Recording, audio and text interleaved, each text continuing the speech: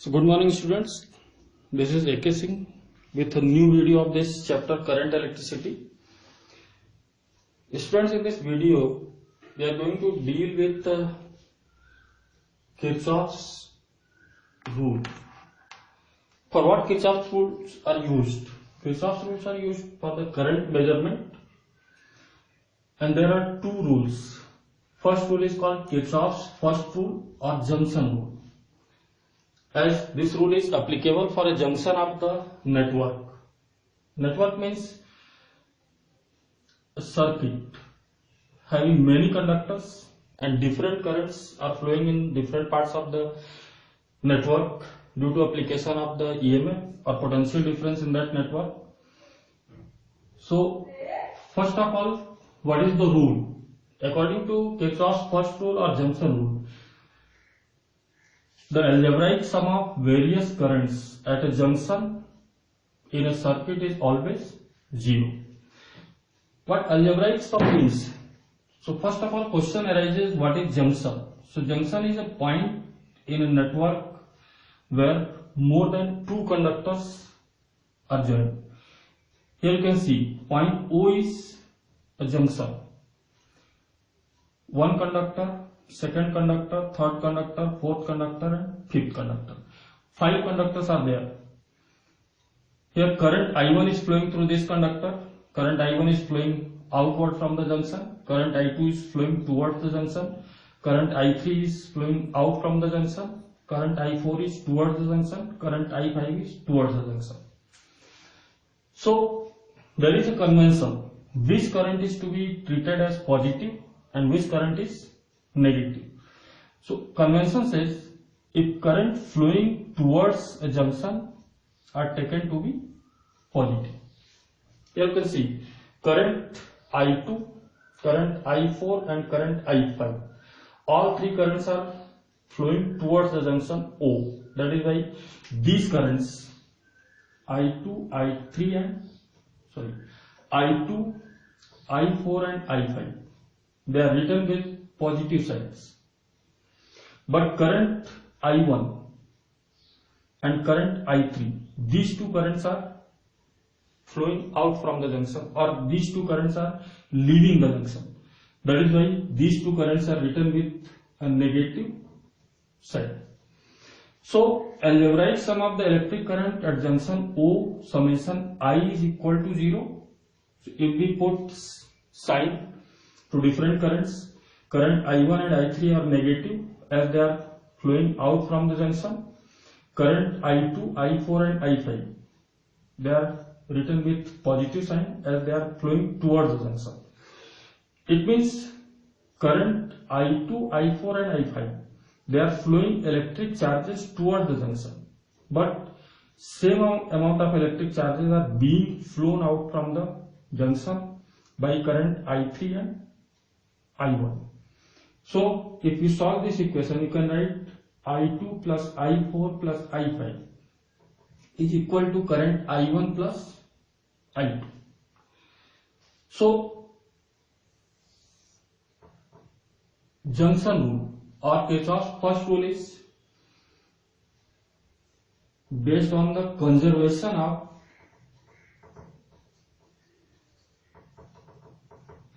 of electric charge. The amount of electric charge coming to the junction per second is flowing out from the junction per second. So whatever amount of charge is flowing towards the junction in 1 second, that is going to flow out from the junction in 1 second. So junction rule is in accordance with the law of conservation of electric charge. So students, see, this is Kirchhoff's second rule or voltage rule, or this is also called loop rule. So according to this rule,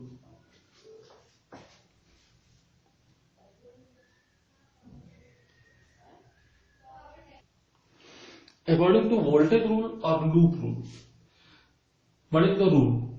Around any closed loop of a network, the algebraic sum of the changes in potential must be 0. Suppose this is a closed loop.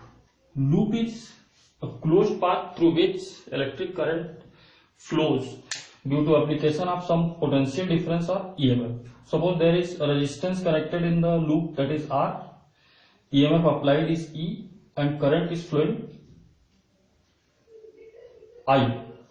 So this statement of the Kirchhoff's voltage rule or loop rule can be written in two ways. Either summation delta V is equal to 0, means sum of the potential differences around the loop is going to be 0. So potential difference in the loop is going to be due to two reasons. Either the EMF applied in the loop or due to flow of current through certain resistor. Suppose I current is flowing through the resistor, then potential difference across the resistor is going to be I into R, and EMF applied as potential difference, and that is E. So summation delta V equals 0, or we can state this rule in other way. In a closed electrical loop, algebraic sum of the EMFs, EMF E, is equal to the algebraic sum of the product of various resistances and the respective currents flowing through them. So if we are writing the mathematical form according to second statement, it's going to be summation E, EMF applied in the loop, is equal to summation of current multiplied by the resistance. Current multiplied by the resistance. So we can write this Kirchhoff's second rule or Kirchhoff's voltage rule or loop rule either of the two ways. Either summation delta V is equal to 0 or summation E is equal to summation I into R.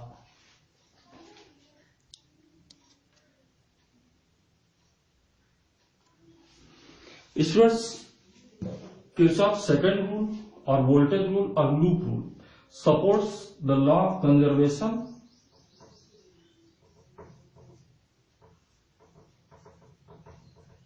of energy. The energy conservation is taking place in this rule. So students, see what are the conventions to be followed while applying the Kirchhoff's voltage rule or Kirchhoff's loop rule or Kirchhoff's second rule. So these are the sign conventions. These sign conventions are given to write the equation in the form summation E is equal to summation I into R. So first convention is, if negative terminal are, first of all we can move in any closed loop either clockwise direction or anti-clockwise direction according to our choice. There going to be no effect on the equation of the movement, in what direction we are moving in the loop, whether clockwise or anti-clockwise. It has no effect on the final equation. So if a closed loop is being traversed in such a direction, we encounter the negative terminal of the cell first, then positive terminal. In that condition, the EMF of the cell is to be considered positive, and vice versa. If the loop is being traversed in such a way, the positive terminal of the cell is encountered first, means we are moving from positive terminal towards negative, then EMF of that cell is to be considered negative. This is first convention for EMF of the cell, that is for E, this part. The second convention, if direction of current through a resistance is the same as the loop is being traversed, then the product IR is taken positive. Means if we are moving in a loop of the network in a direction of the current, that is suppose like this, then product of current and resistance I3 R3 is to be considered positive. If we are moving opposite to the direction of current like this, in that condition product I3 and R3 is to be considered negative. So these two are the conventions to be followed while writing the equation with the use of Kirchhoff's voltage rule. Now see, the first loop is the closed loop A, B, C, D, E, F, A.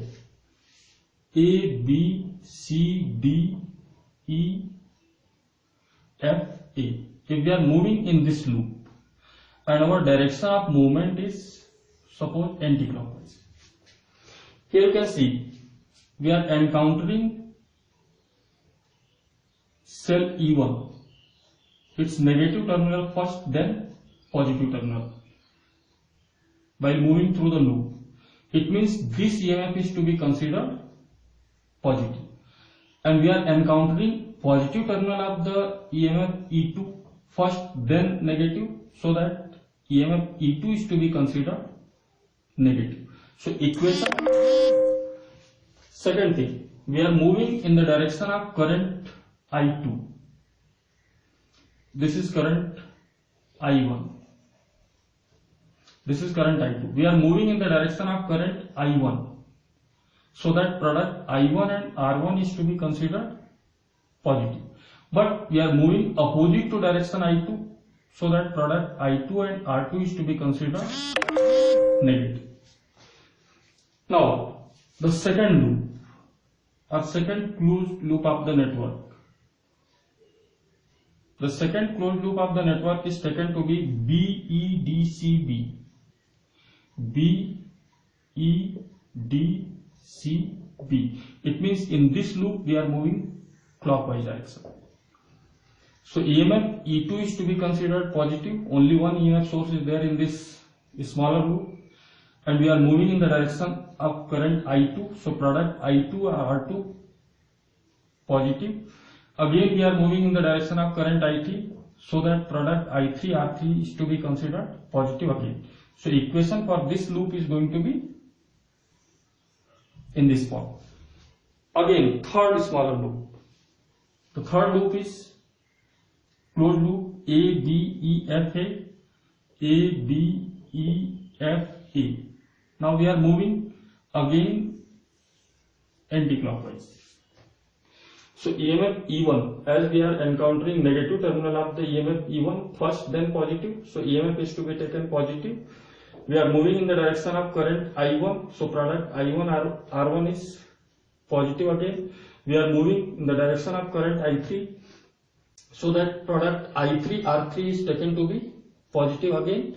So equation for this loop is in this form. So equation for the larger loop, equation for smaller loop when we are moving clockwise, equation for the third smaller loop when we are moving anti-clockwise. So these three are going to be the equation for summation E is equal to summation IR. So in this way we can apply Kirchhoff's voltage rule for different loops of the closed network. Students, see, whatever direction of movement you choose in a closed loop, there are going to be no change in the equation. Suppose this is the closed loop. EMF applied in the loop is E, resistance R, current flowing through the loop is I.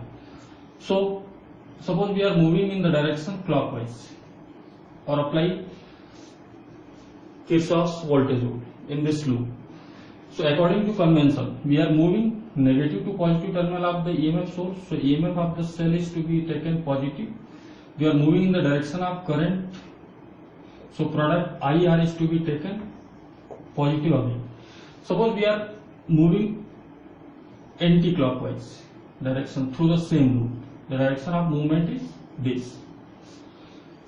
So according to convention, now we are moving from positive terminal of the cell towards negative. So EMF is to be taken negative, and we are moving opposite to direction of the current I, so that product IR is to be taken negative.